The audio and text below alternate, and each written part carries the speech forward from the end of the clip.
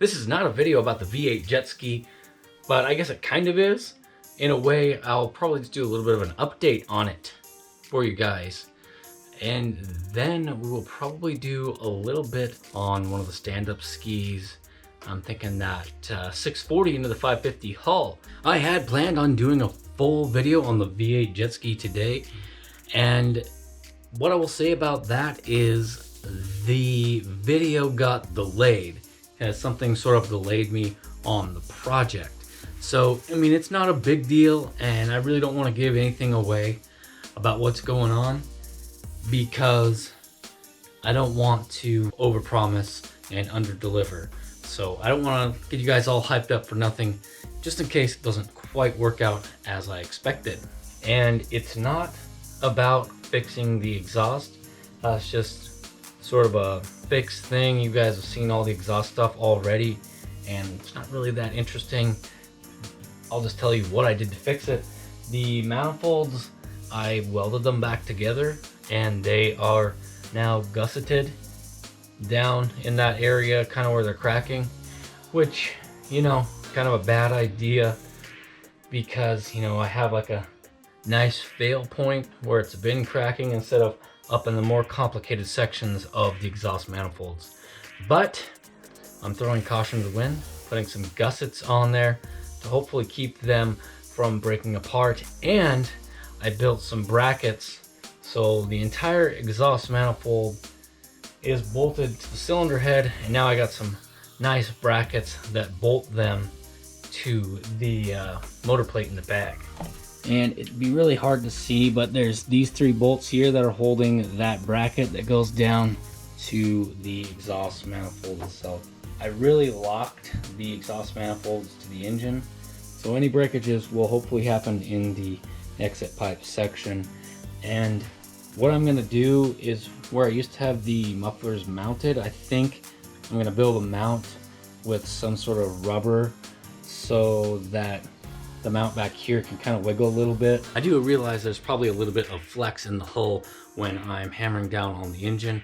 Probably kind of twist a little bit, and there's, you know, obviously a little bit of give, so I'm definitely gonna have that rubber mount in the back so everything can kind of flex a little bit, and we'll try to keep this aluminum from breaking. I was really debating whether I was going to share this part with you guys, but I guess we've always been sort of honest and realistic with you guys, but the exhaust tips are a little bit weird. Obviously, when the manifold on this side got welded back together, it was pointed more down by about 1 millimeter, and that millimeter of difference up there in the front translated to quite a bit of difference back here. So, oh man, that's just kind of silly, but I'll just have to redo this exhaust tip. But yeah, it's definitely not perfect, but we're still in the testing phase of this. But that's what it took to get it repaired back to working order, and hopefully it is upgraded in a way that the exhaust will not be a problem. But this is all prototype stuff, so it's all just sort of trial and error, or, you know, we just try it and we see what happens, and whatever breaks we will attempt to improve upon. Right, one thing I don't think I've talked about in the videos is the gauge cluster. And obviously I do have a fuel gauge set up here, but that's not really the gauge cluster that I want. So I want to get a gauge cluster from Holley, but the one that I want, or the one that will fit, is back ordered. So I do want to get gauges set up on this thing so that we can know our RPM, because obviously that is a huge tuning factor with, you know, tuning the engine and getting the pump speed and everything correct. So we're kind of flying blind in that regard. I don't really know what the engine RPM is when we're out there. And I could data log, probably would be an option, but it's not super easy to access my ECU, so it'd be kind of a pain to do. So we're just kind of flying blind in that regard, and I believe the gauges that I'm getting will have a GPS speed on them, or they will be capable of that as well. So when I do get that gauge cluster, that's going to be really sweet. It's going to be super cool. We'll have all like the readouts from the ECU. We'll have RPM, and I believe it will have GPS speed. So looking forward to getting the gauges for this thing set up. And the gauges are not why the full V8 video got delayed. It's something else. Now we're going to get into that stand-up video, and it is the Tiger Shark 640 engine swapped into an old JS 550. If you haven't watched the one-day build video on that, I would definitely suggest watching it, because it is really a, how am I saying this? It's a really good video. So that video turned out really well. So if you haven't seen that, check that out. Jacob's going to be doing a back-to-back comparison on the 550 to 640 swap. He's going to compare the stock reed valves versus a set of V-Force reed valves. Anyways, that's what he's going to try to do.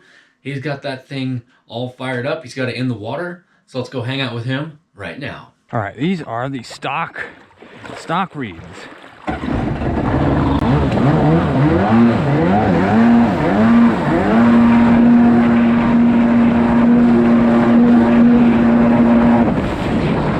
Front end is staying down, I think, a lot more than it would stock.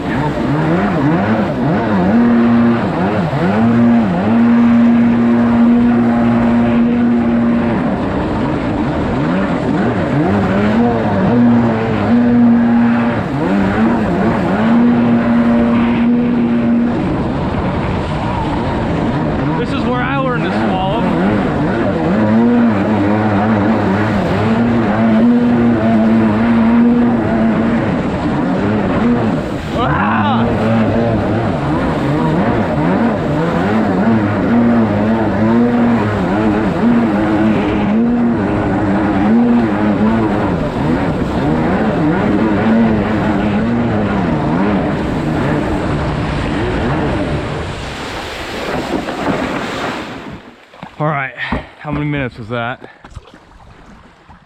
1 minute? All right, that's the 1 minute that you're gonna get. Stock, let's put some reeds in. We got a video to finish. All right, here we are. Changing reeds on the water. Let's get this baby off of there.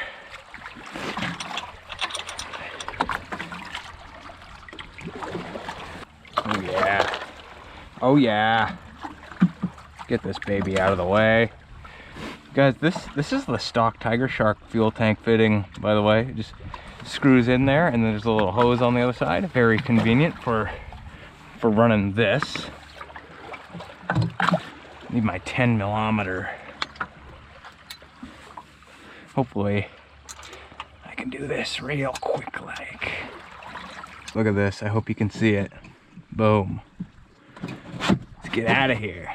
Stupid hose.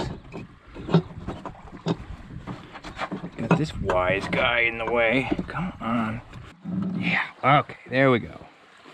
These are coming out. These are coming in. And I can't tell if you can see.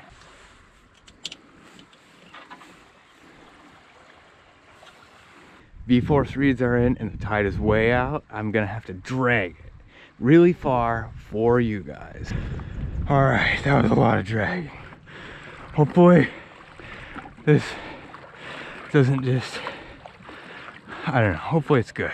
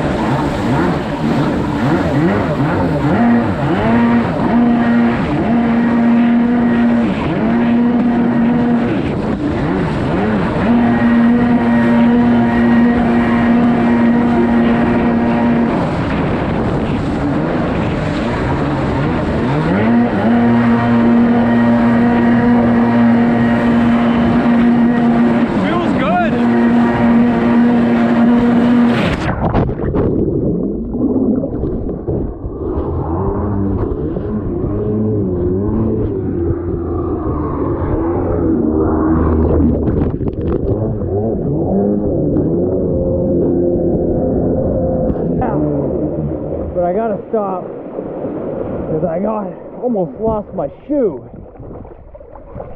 Don't want to lose my shoe. Doggone. While Jacob is cleaning up the ski and rinsing it out, I will kind of let you know how it went with that back-to-back test. I will tell you guys that Jacob liked the aftermarket reed valve, but he has no way of really quantifying what it did. So to him it felt better, but there's not like a noticeable, mile per hour type of difference. Just from me watching it, kind of looked like maybe it had a little bit more snappy throttle response off the bottom end. But of course I wasn't riding it, so I wouldn't really know. But Jacob said he liked it, so apparently it's a good product to put on your old jet ski. Now, I'm not sure if vintagejetski.com sells reed valves, and the only way to know is to head over to their website and check it out and see what they might possibly have for your ski. They specialize in the older stuff, like older two-stroke skis, so if you have an older two-stroke, they at least have some parts for your ski. So go check it out. If you do buy some parts, make sure to use the promo code JetSkiBrothers to get you an extra 5% off your order at vintagejetski.com. Now, I know it was a little bit of a different format of a video today. Obviously, I had planned on doing something else today, but something kind of held me up. That will be coming. Boy, I hope it's coming soon. Okay, I should say, yeah, within the next week or so, we should have that. But if you guys did like this style of video, with a little bit of V8 update and then a little bit of stand-up content in it as well, definitely drop a like on the video so that I'll know, it's something that you like going forward.